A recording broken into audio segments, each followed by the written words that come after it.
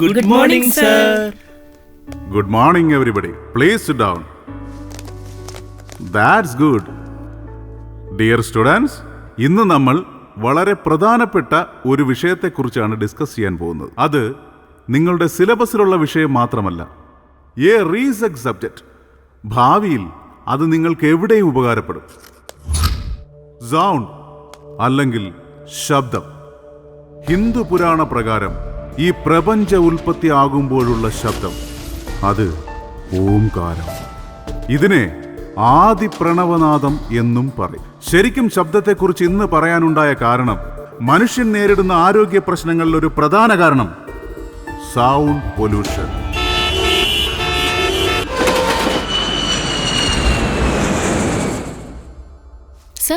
Yes, അതെന്താ sir, നമ്മുടെ ചുറ്റും എന്തൊക്കെ പ്രോബ്ലംസ് ഉണ്ട്, എന്നിട്ട് ഈ സൗണ്ട് പൊല്യൂഷൻ മാത്രം എന്താ ഇത്ര? Good question. ഫുഡ് പൊല്യൂട്ട് ആണെങ്കിൽ കഴിക്കണ്ടെന്ന് വെച്ചാൽ മതി. വാട്ടർ പൊല്യൂട്ട് ആണെങ്കിൽ കുടിക്കണ്ടെന്ന് വെക്കാം. എയർ പൊല്യൂട്ട് ആണെങ്കിൽ ഓഫ് കോഴ്സ് ഇന്നത്തെ കാലത്ത് ഓക്സിജൻ സിലിണ്ടർ, മാസ്ക് ഇവ ഉപയോഗിക്കാം. അറ്റ്ലീസ്റ്റ് എയർ പ്യൂരിഫയർ എങ്കിലും ഉപയോഗിക്കാം. But what about sound pollution? Yeah, sir, we can close our ears with earplugs or we can go away. Okay. Then what about infrasonics and ultrasonics? പറയാം, നിങ്ങൾക്ക് മനസ്സിലാക്കാൻ വേണ്ടി പറയാം. ഒരു സാധാരണ മനുഷ്യന് 20 ഹെർട്സ് മുതൽ 20,000 ഹെർട്സ് വരെയുള്ള ശബ്ദ തരംഗങ്ങളെ മാത്രമേ ഒരു മനുഷ്യ ശരീരത്തിന് ഉൾക്കൊള്ളാൻ കഴിയൂ. This is called human audible range. 20 ഹെർട്സിന് താഴെയുള്ള ശബ്ദ തരംഗങ്ങളെ ഇൻഫ്രാസോണിക്സ് എന്നും 20,000 ഹെർട്സിന് മുകളിലുള്ള ശബ്ദ തരംഗങ്ങളെ അൾട്രാസോണിക് സൗണ്ട്സ് എന്നും പറയുന്നു. ഉദാഹരണത്തിന് ഇൻഫ്രാസോണിക് സൗണ്ട്സ് നമ്മൾക്ക് കേൾക്കാൻ കഴിയില്ല, പകരം മൃഗങ്ങൾക്ക് മാത്രമേ കേൾക്കാൻ കഴിയൂ. നിങ്ങൾക്ക് ഓർമ്മയുണ്ടോ എന്നെനിക്കറിയില്ല, കഴിഞ്ഞ പ്രാവശ്യം സുനാമി വരുമ്പോൾ ഇവിടുത്തെ പക്ഷികളും മൃഗങ്ങളും ഒക്കെ ഇവിടം വിട്ട് പോവുകയായിരുന്നു. കാരണം ഭൂകമ്പം കൊണ്ടുണ്ടാകുന്ന പ്രകമ്പനം ഇൻഫ്രാസോണിക് സൗണ്ട് വഴി ജന്തുമൃഗാദികൾ ആദ്യമേ മനസ്സിലാക്കിയിരുന്നു. അതുപോലെ തന്നെ അൾട്രാസോണിക് സൗണ്ടും നമുക്ക് കേൾക്കാൻ കഴിയില്ല. അതിന് സ്പെഷ്യൽ എക്യുപ്മെന്റ്സ് കൊണ്ട് മാത്രമേ കഴിയൂ. തിമിംഗലം, വവ്വാൽ ഇവ അവർക്ക് മുന്നിലുള്ള തടസ്സങ്ങളെ തിരിച്ചറിയുന്നത് ഈ ഫോർമുല വച്ചാണ്. ശബ്ദം മനുഷ്യന്റെ ബ്രെയിനിൽ എന്തൊക്കെ റിയാക്ഷൻസ് ആണ് ഉണ്ടാക്കുന്നതെന്ന് നിങ്ങൾക്കറിയാമോ? ഒരു പ്രത്യേക ഫ്രീക്വൻസിയിൽ സാധാരണ മനുഷ്യ ശരീരത്തിൽ ഈ ശബ്ദം പ്രയോഗിച്ചാൽ ഹാർട്ട് അറ്റാക്ക്, ഇന്റേണൽ ബ്ലീഡിംഗ് മുതലായവയ്ക്ക് കാരണമാകുന്നു. ചില സമയങ്ങളിൽ ബ്രെയിൻ ഹാമറേജ് ഉണ്ടാകാനുള്ള ചാൻസ് വരെയുണ്ട്. ഇത്തരത്തിലുണ്ടായ ചില മരണങ്ങൾ പോസ്റ്റ്മോർട്ടം റിപ്പോർട്ടിൽ പോലും കണ്ടുപിടിക്കാൻ കഴിഞ്ഞിട്ടില്ല.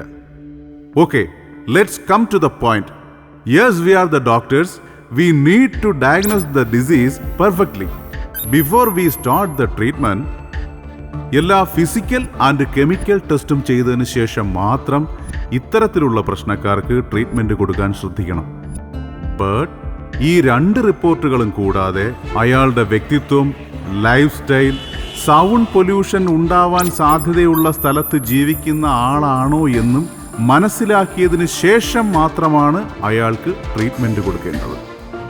എന്തെന്നാൽ നമ്മുടെ ചുറ്റുപാടുമുള്ള സൗണ്ടുകൾ അറിഞ്ഞോ അറിയാതെയോ കോൺഷ്യസ് സ്റ്റേജിൽ ഉണ്ടാകുന്ന അവസ്ഥയിൽ നിന്നും അൺകോൺഷ്യസ് സ്റ്റേജിലേക്ക് വരുമ്പോൾ പ്രശ്നങ്ങൾ ഉണ്ടാക്കുന്നതായി കണ്ടിട്ടുണ്ട്. ഇത്തരക്കാർക്ക് ചില സമയങ്ങളിൽ ഹാർട്ട് അറ്റാക്ക്, BP പെട്ടെന്ന് കുറയുക, ഇതിനുള്ള സാധ്യതയുമുണ്ട്.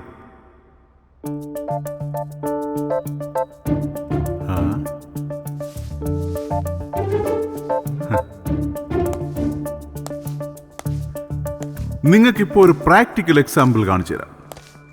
ശ്രദ്ധിക്കൂ സ്റ്റുഡൻസ്.